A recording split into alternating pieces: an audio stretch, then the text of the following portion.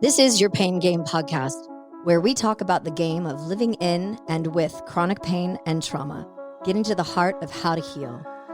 I am your host, Lyndsay Soprano.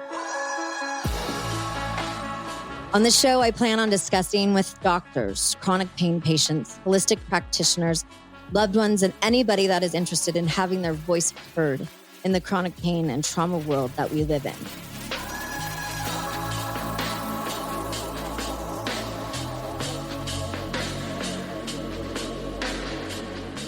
I am a stress ball.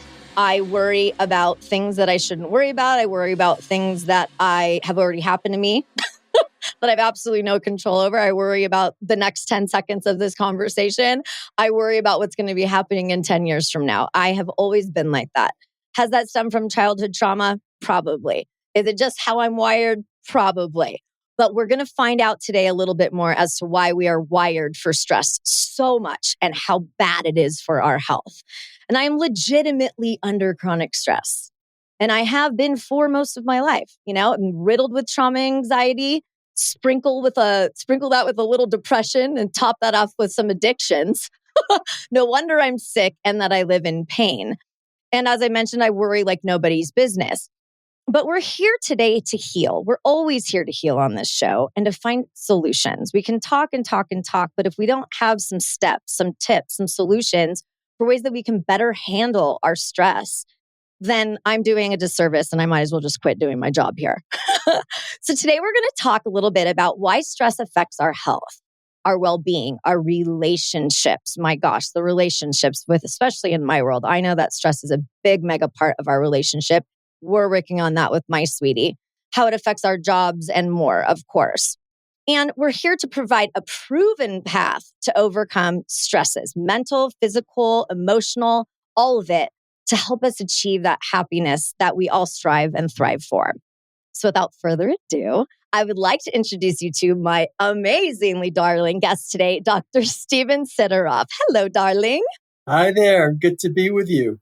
Good to be with you too. So, oh my gosh, his accolades, they go on. So everybody take a deep breath. He is an internationally recognized psychologist, executive and medical consultant, and expert in resilience, longevity, optimal performance. I don't even know what optimal performance is for me in my life, but we're going to find out. Addiction, neurofeedback, and mental health. He is an associate professor in the departments of psychiatry and biobehavioral sciences and rheumatology at UCLA's Geffen School of Medicine here in Los Angeles. He was the founder and former clinical director of the Stress Strategies program, also at UCLA and Santa Monica Hospital, and former clinical director of Moonview Treatment and Optimal Performance Center. He has helped establish innovative training and treatment approaches in optimal functioning, mind-body medicine, mind and body. It's not just our bods, guys, in the US, China, and Europe, and has hosted summits in longevity, resilience, and leadership. I'm exhausted. And not to mention his new book, which is amazing, The 9 Pillars of Resilience, the proven path to master stress, slow aging, and increase vitality. So within about 45 minutes today, we're going to get out of our stress and we're going to be good to go, right? We're going to find the path. There we go, the path. All you have to do is step onto the path, because if you understand taking a few steps, then the path is alongside you every day. And so if you take a few steps onto the path every day, you can achieve success every day. And ultimately, you will begin to notice feeling better. Yeah. And one of the things that I find so interesting about stress and my body, and I'm going to speak for myself because I really can only speak for myself here, but when something stressful happens in my life, it is almost immediate that my pain that I have, my chronic pain with CRPS and Lyme disease and all the other co-infections with that, my pain magnifies almost in an instant. Mm-hmm. And it's nuts. In fact, last night I had a situation that happened with an old friend of mine, raised my stress level like crazy. There was a reason why I do not have her in my life anymore. She came in on a whim and my stress level went up, my pain level went up, and my sleep went down. And it happened in an instant. Why does that happen? Why does stress magnify pain so much? And why is it so dangerous to our health? Those are very good questions. And that's because when you engage in stress, you throw your body out of balance. When you engage in stress, you're putting more demands on all of the aspects of your body. And if you are already experiencing symptoms, it magnifies the impact of those symptoms. But the other way that that stress has an impact is it takes your body away from its ability to heal. Mm-hmm. So it doesn't only magnify the symptoms, but we have a choice. We have limited personal energy, and the brain and body are always making choices. Do I send this energy into my kidneys to purify my blood? Or do I send it into my muscles to protect because there's danger? And so the more we go into the fight or flight response, the more we go into the stress response, the more we take energy away from the healing process that serves us so well if we give it a chance.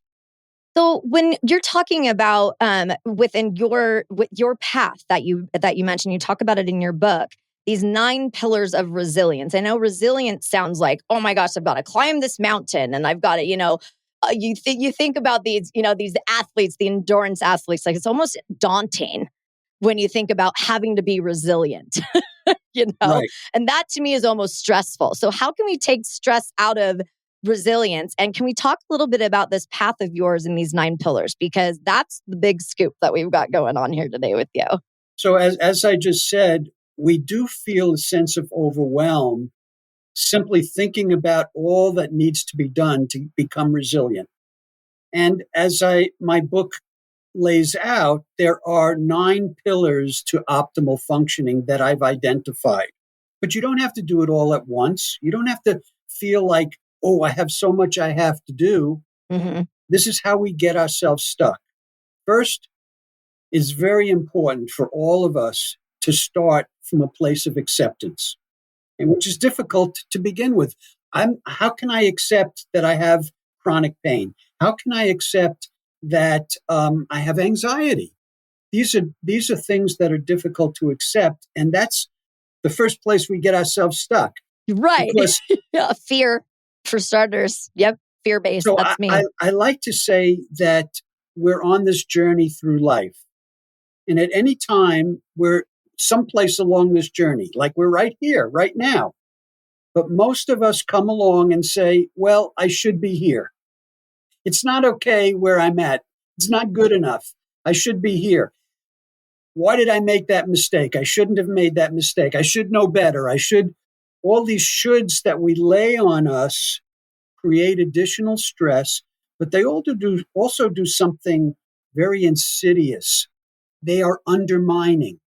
If I'm here and I keep telling myself I should be further along, I'm saying there's something wrong with me. I'm not okay. And that gets in our way of growth. And so the first step for everybody is to be accepting of where you're at. Doesn't mean you like it. It's just an acceptance of reality. Here's where I'm at.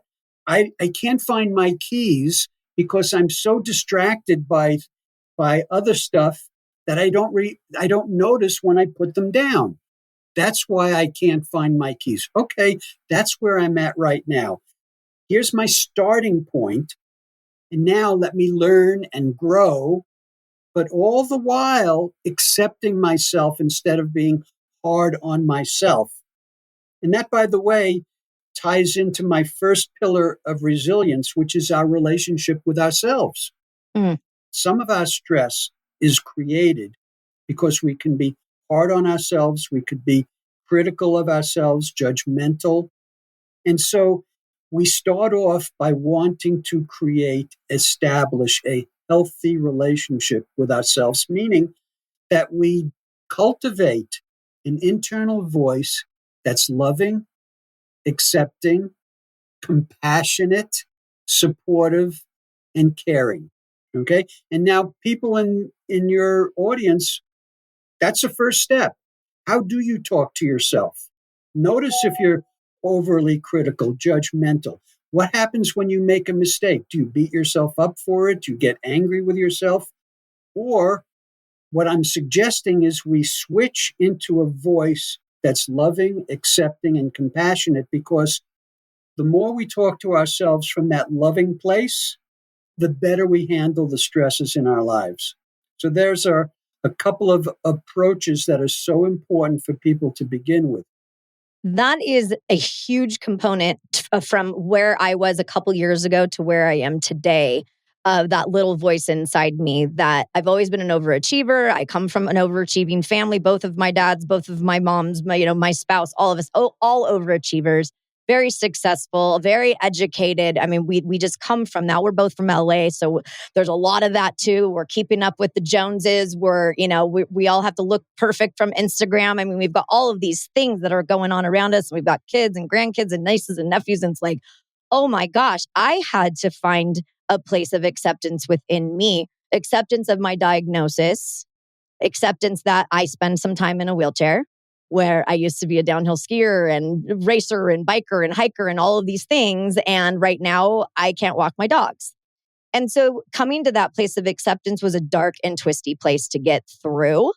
But now that I'm here, I am already feeling the joy that is coming from accepting where I am right now. Not where I want to be in 2 weeks from now, not where I was 2 weeks ago, but right now in this space with you. I love that so much, because that's where we have to start. If we can't accept ourselves, then we're not going to go anywhere. Right, right.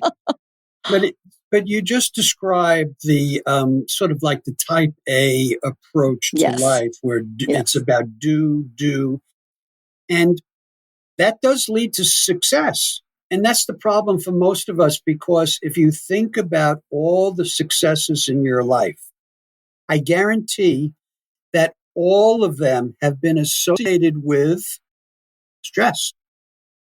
Think of all the successes, whether it's getting taking an exam, speaking in front of a group, having a meeting, etc.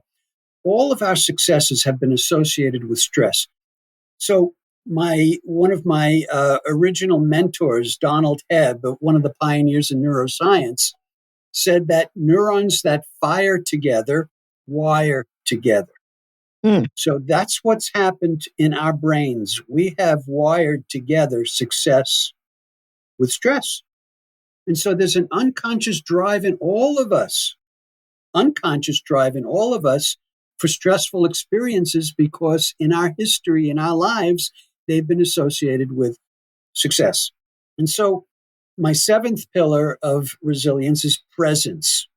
If you want to make any changes in your life and your behavior, there's one requirement. You have to be present to notice that you're following the old pattern, the old path of striving for stress in your life, looking for stress in your life.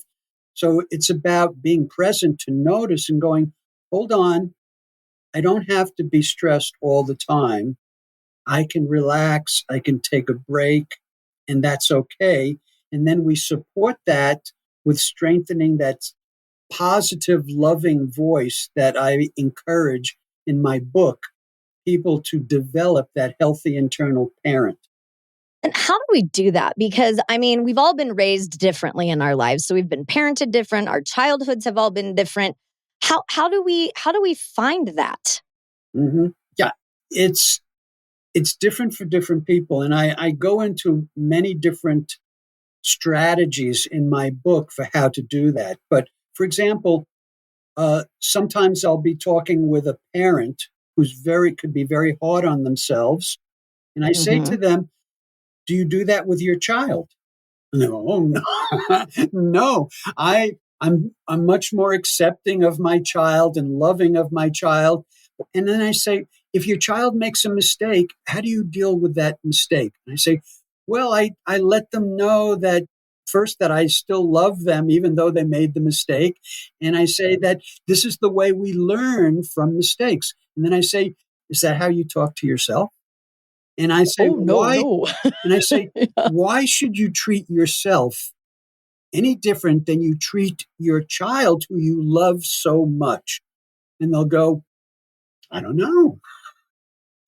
But that's one of the pathways to starting to talk well to yourself, is by noticing how you're capable of doing it with your child or with your partner or with somebody else. And if you can do it with them, you could do it with yourself. And it shows you that you know how to do it.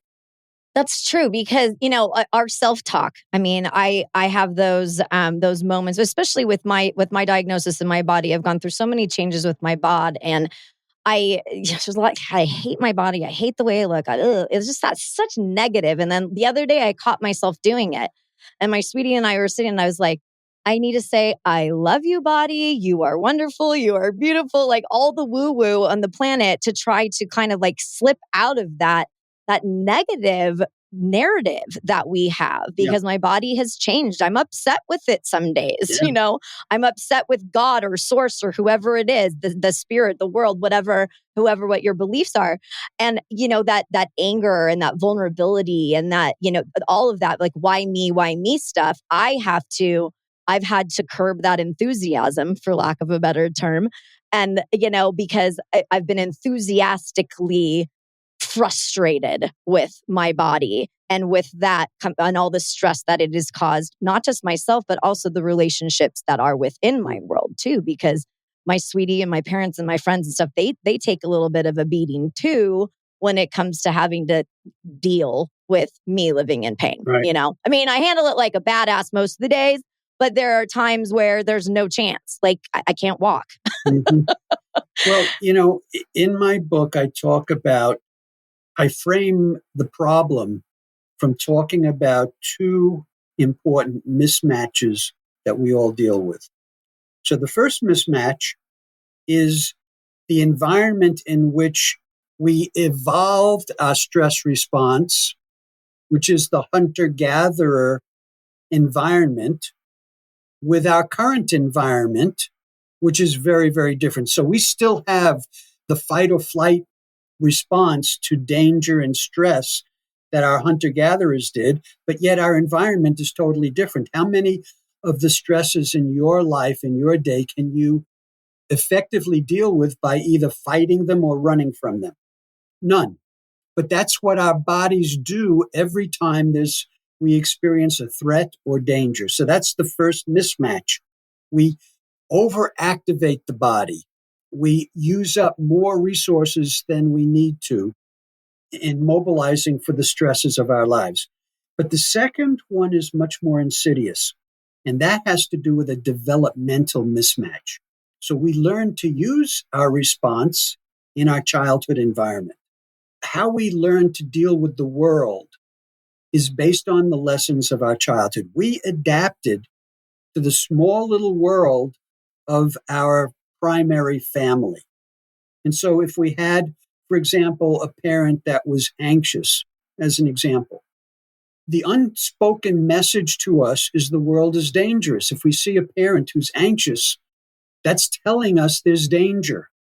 And so we grow up believing that the world is dangerous. This is just one example of how the lessons of childhood set us up as adults. So now we start our day on guard. Where's the danger going to come from? Okay. And so we mobilize our stress response before there is even any stress in our day. Yeah. And this touches into my fifth pillar of resilience, which is mental balance and mastery. So how do you start your day? Do you start your day looking for what can go wrong, looking for the danger? Again, mobilizing your stress response. Or do you start your day looking for what can go right, expecting good things to happen? A positive mindset helps us better deal with stress. A growth mindset helps us in our lives, because it says that if we experience some shortcoming in ourselves, with a growth mindset, we look at it and say, okay, how can I develop myself so I no longer have this shortcoming? So a growth mindset tells us engage with the learning process, so that I keep getting better and better, and I will handle these stresses in my life better and better. And that's a choice. I mean, every morning we have a choice to live our life a certain way. And I have to wake up every morning and go, okay, I had to name my legs. People that listen to the show, they know Thelma and Louise. So Thelma and Louise and I have to make a choice together. We lay in bed before I can even put weight on my feet on the floor. And we have like a chit chat with each other. I had to humanize them because I felt very detached from my body. It's like almost like I have phantom limb, even though they're here. Mm-hmm. And so I had my acupuncturist actually is like, humanize them, make them a part of you, have a relationship with your legs. I'm like, this is ridiculous. It is the best advice that I've ever been given, quite frankly, I swear. Because in the morning I have a chit chat with them and we make a choice. We know it's going to hurt a little bit today. Mm-hmm. We know that the weight of your body on your feet is going to hurt. You might not be able to walk all day. You might have to roll around in your chair and make these choices so that the things that pop into my day throughout are less stressful, that I handle them as they come in a much better, healthy way than immediately going after and trying to fight it. Because I know my personality type. I mean, obviously, everybody knows I'm a lunatic. I'm wild and crazy. So that part of me is still there driving this body that doesn't support it quite as well as it did before. And that stresses me out. So that anxiety of the thought of me not necessarily being able to ski again or run again or do long-term yoga again, that scares the crap out of me. But I shifted my mindset to believe in myself and accept myself more and have a much better narrative. So can I give you some feedback? Yes, please. That's why you're here, my love. All right.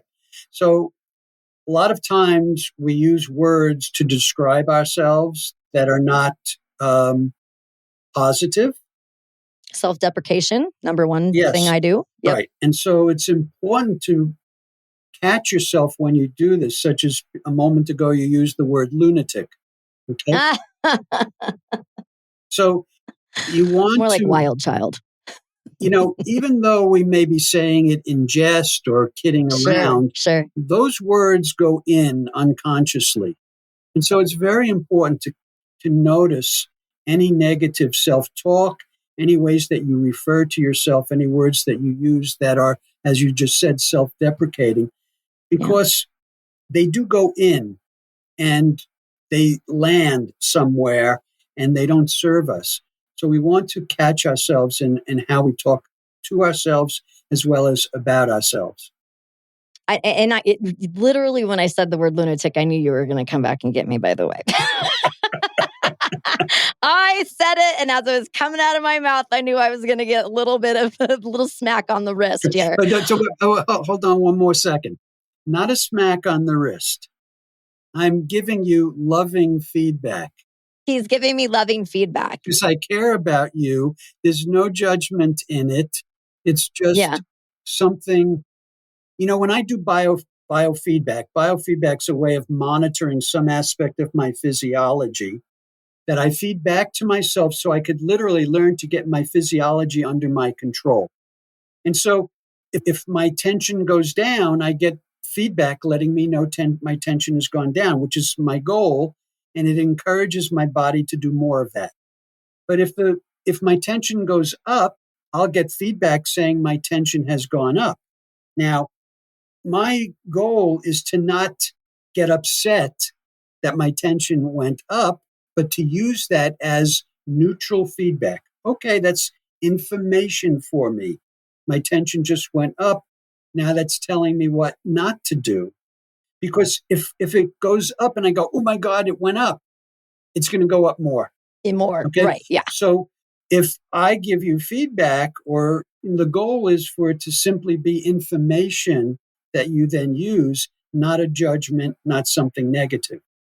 And we talked a little bit about childhood, right? And where we get a lot of these lessons. And I've got, my niece is 5 years old, and my family is in the middle of a little bit of a something with their living situation. And this poor little girl is running around. She doesn't have a home to live in.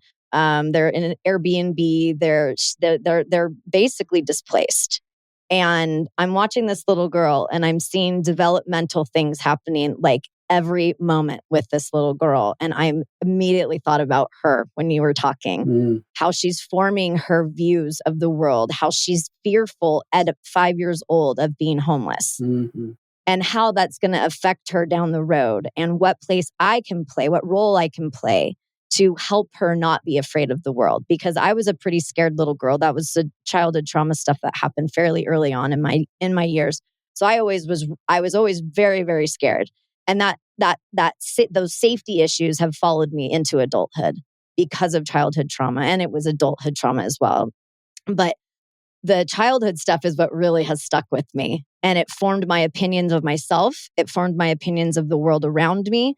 I didn't trust very many people, or I was overly trusting because I wanted to be loved. I wanted to feel safe. I wanted to feel secure. I wanted, so a lot of that is in the promiscuity and in drinking and drugs and all of that, because you're trying to find something that makes you feel okay.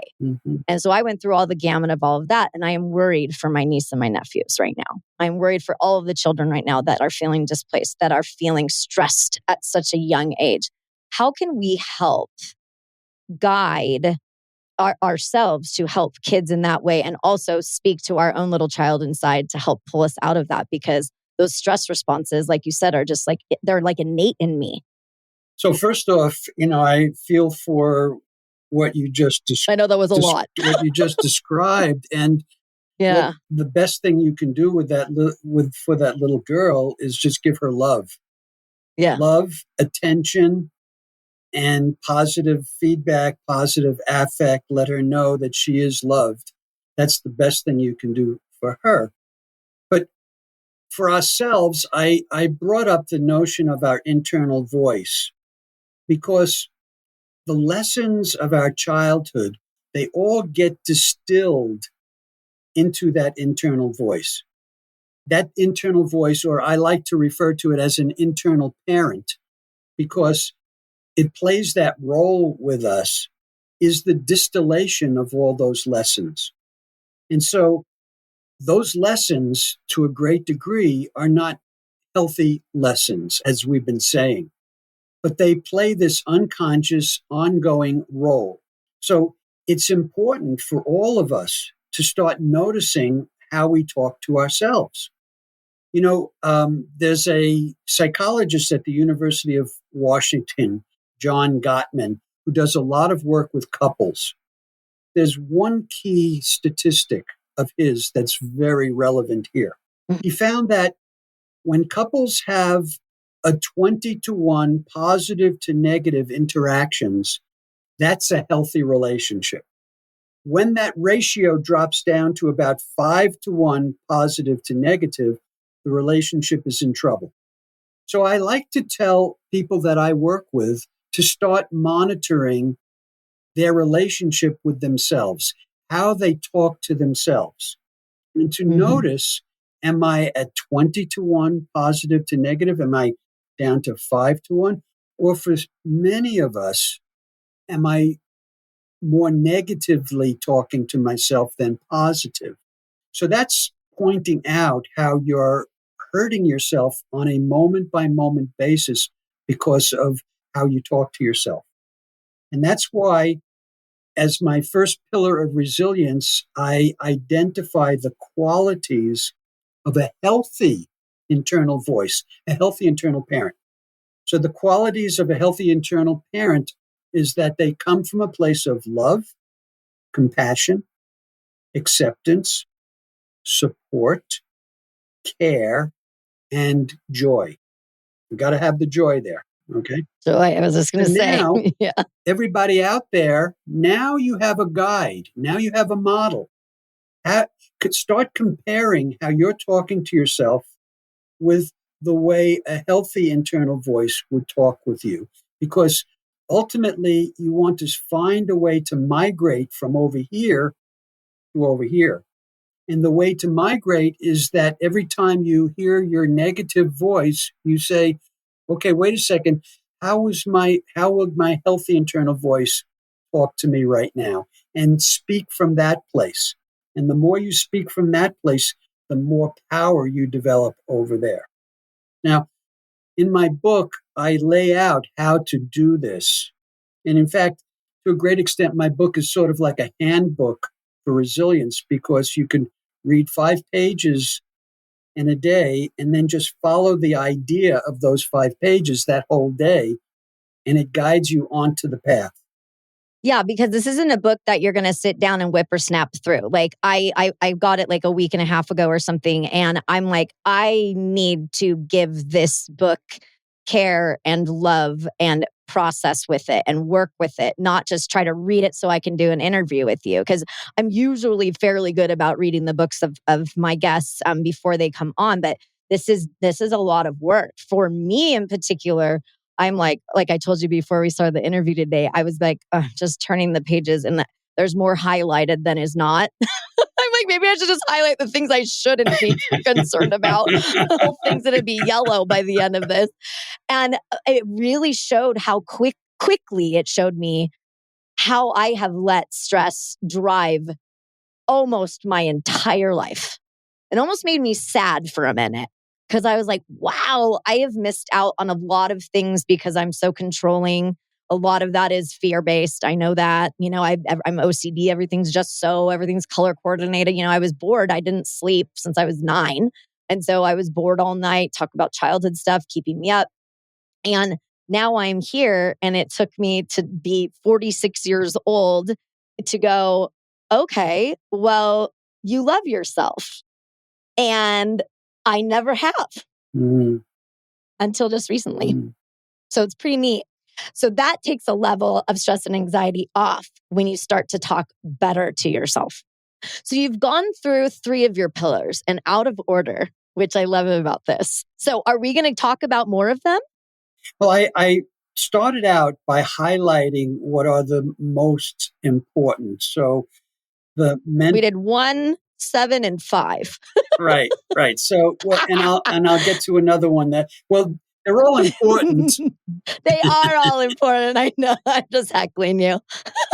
Now, another pillar that's very important for us to address is the 6th pillar, which is emotional balance and mastery. That one sounds very daunting for me. Well, the good news about all of these is I lay out the steps to achieving emotional balance and mastery. And it's based on how, when something happens in our lives and we have an emotional reaction, we are designed to stay on something until we reach completion. Okay? And so if we have a conflict with somebody, let's just say, and we're upset, we will carry that upset until we find a way to get resolution. And for this reason, we carry a lot of unfinished emotional business, resentments, upsets, anger, sadness.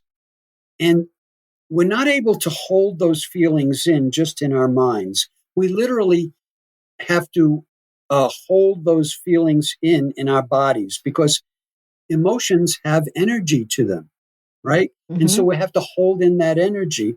And that is a distraction, and it takes us away from being present and focused. And so it's very important for us to identify, recognize emotions that we're carrying, and hold the intention to work through them, to express the feelings, express the emotions, so we can let them go.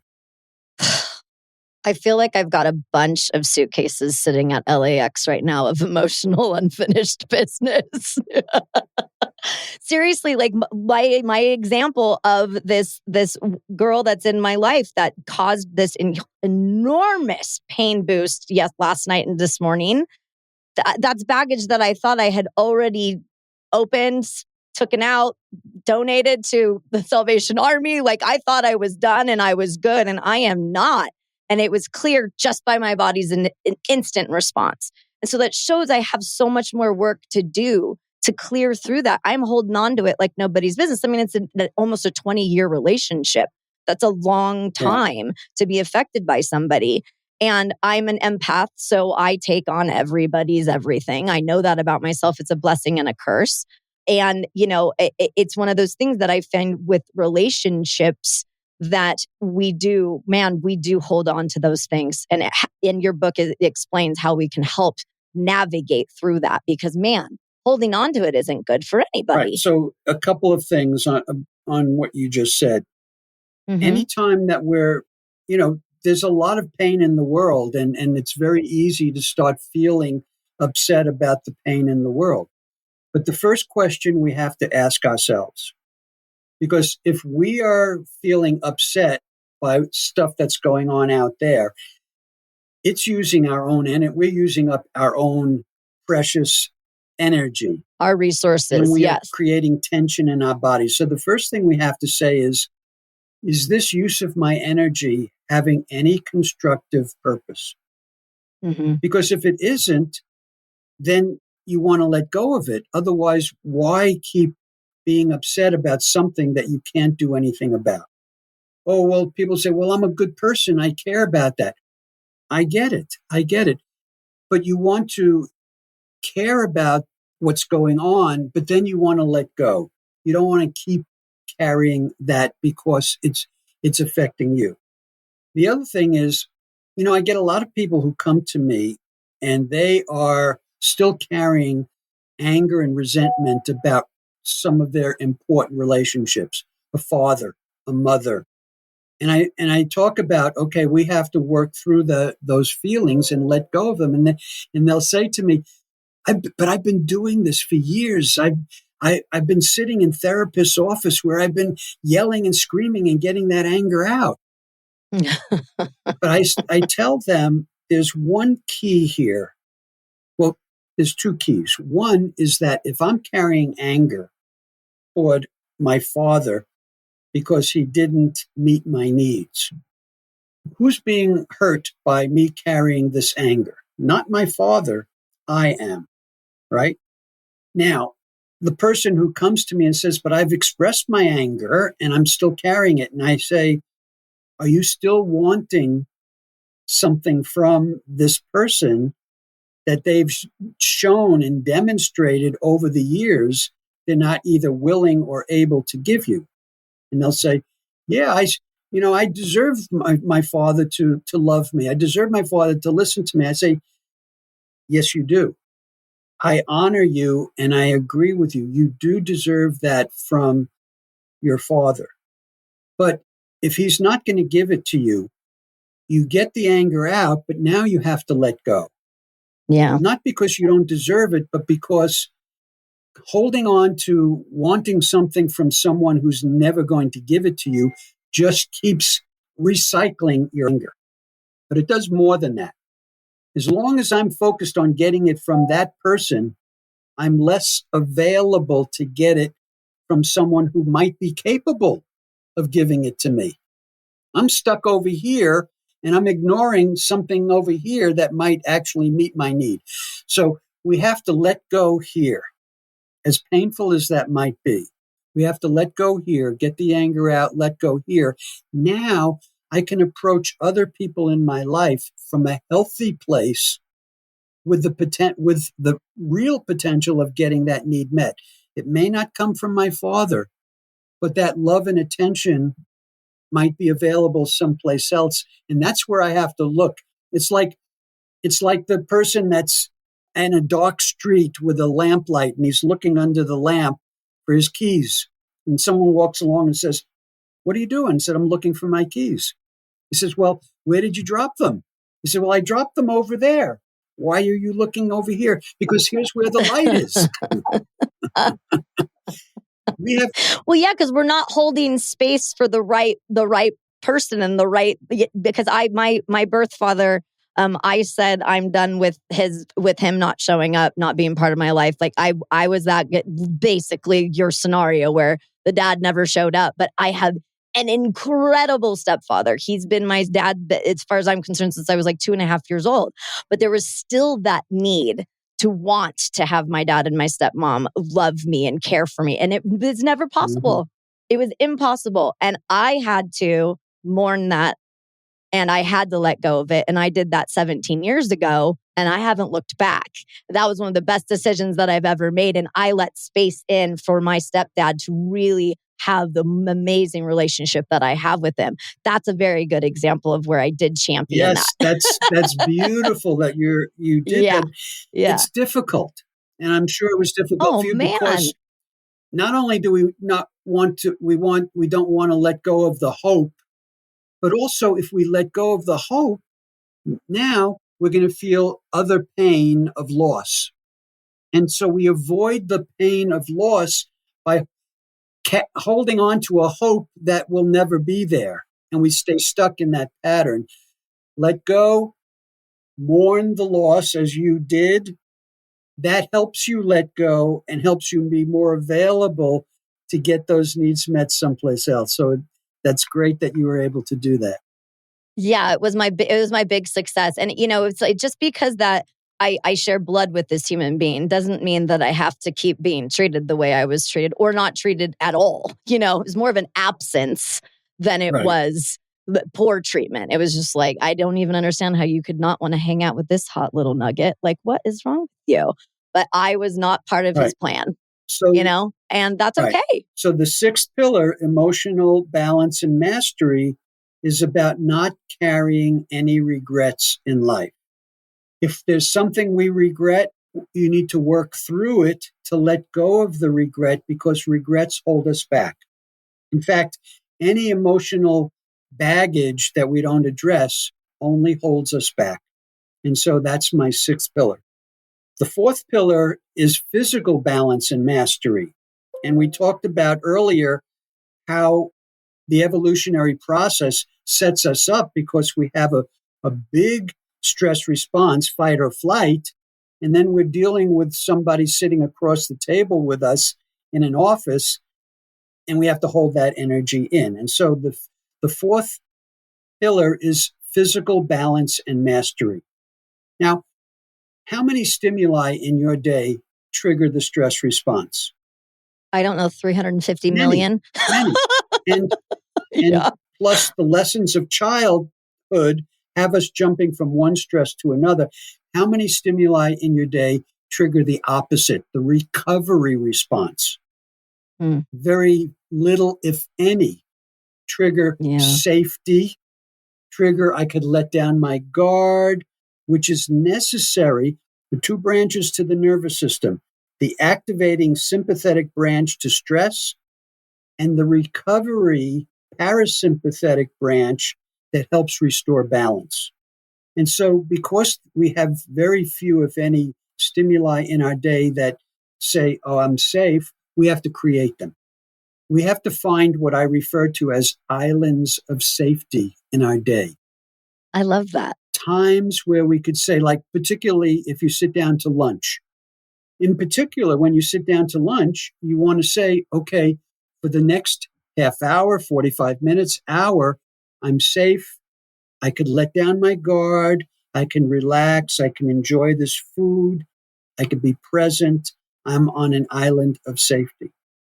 And we want to create more of these in our day. And I like to say you want to create some kind of a signal to yourself, a cue that says to you, hey, check in with myself.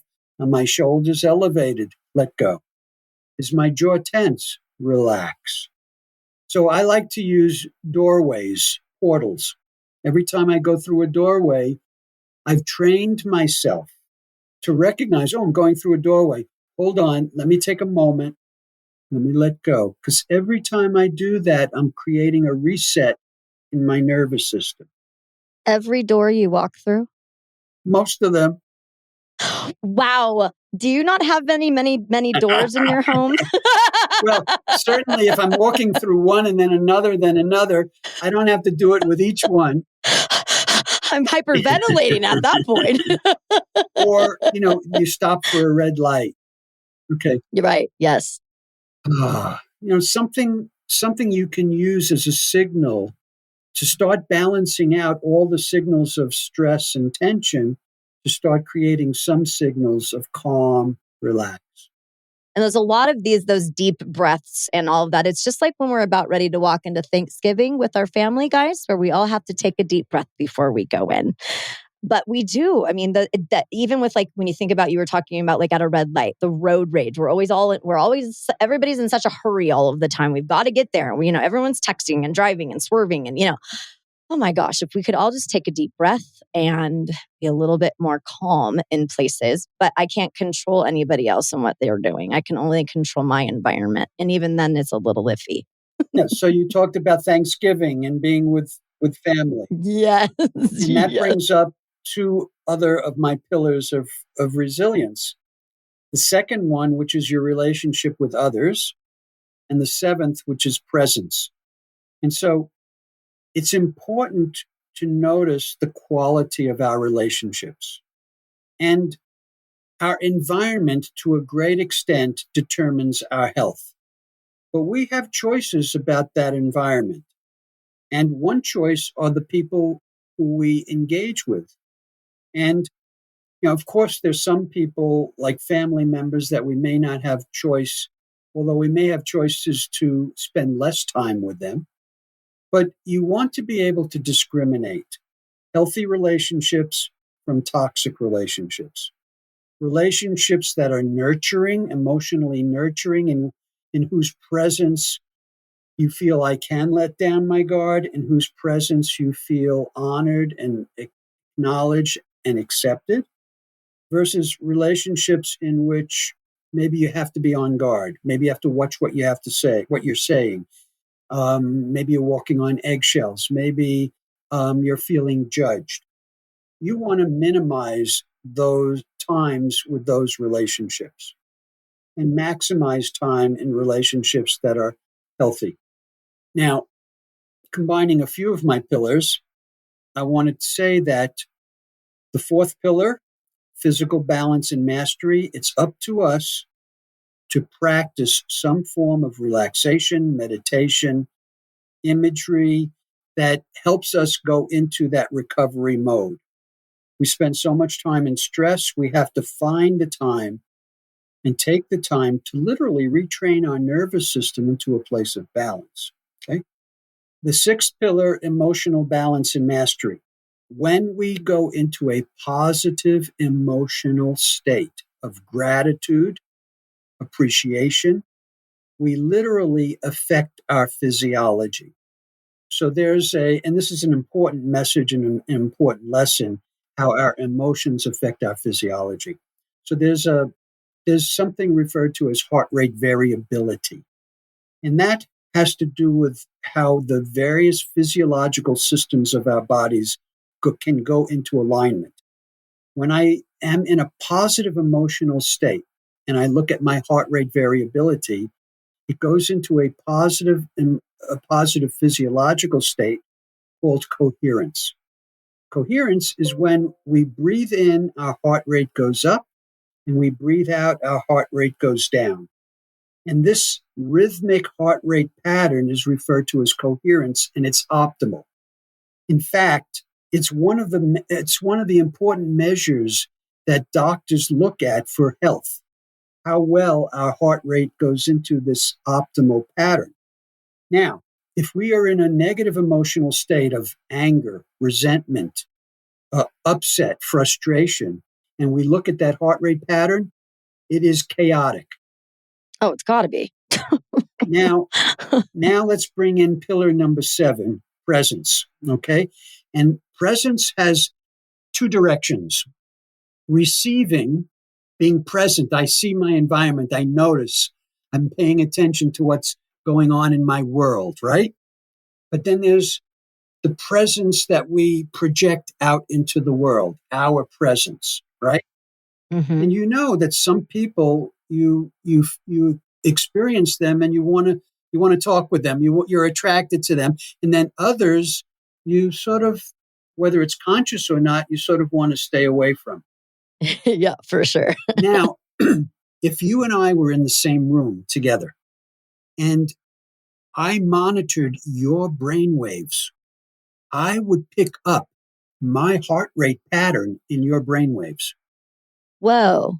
I would pick up my heart rate pattern in your brain waves.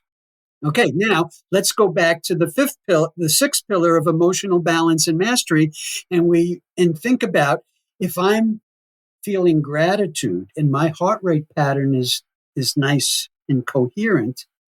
Now we're picking up that in your brain waves, versus if I'm worried, anxious, fearful, upset. Now we're going to pick up my chaotic heart rate pattern in your brain waves. How do you think that affects you and your relationship with me? Amazing, huh? Yeah, that really is amazing. I did not know that. And I'm a smart little cookie. so Most days. so if you're practicing a relaxation exercise, if you go into a state of gratitude and appreciation, you're going to enhance that positive physiological state that you're working to create. I love that. Well, we're going to be doing a book signing together in Newport Beach, California. And our heart and brain waves are going to be all kinds of lovey-dovey. I can't wait. This has been incredible. And I love the way that you didn't go 1 through 9.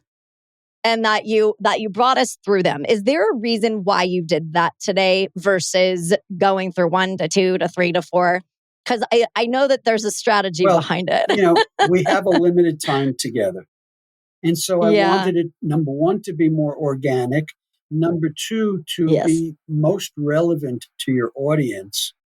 We're not going to put my whole book into this 45 minutes. No, we cannot. It's a lot. But I wanted to give important highlights and takeaways for your audience to go, okay, I can pay attention to that in my life today. So I wanted to give your audience a bunch of those takeaways for them. And then, my book is a handbook for living an optimal life.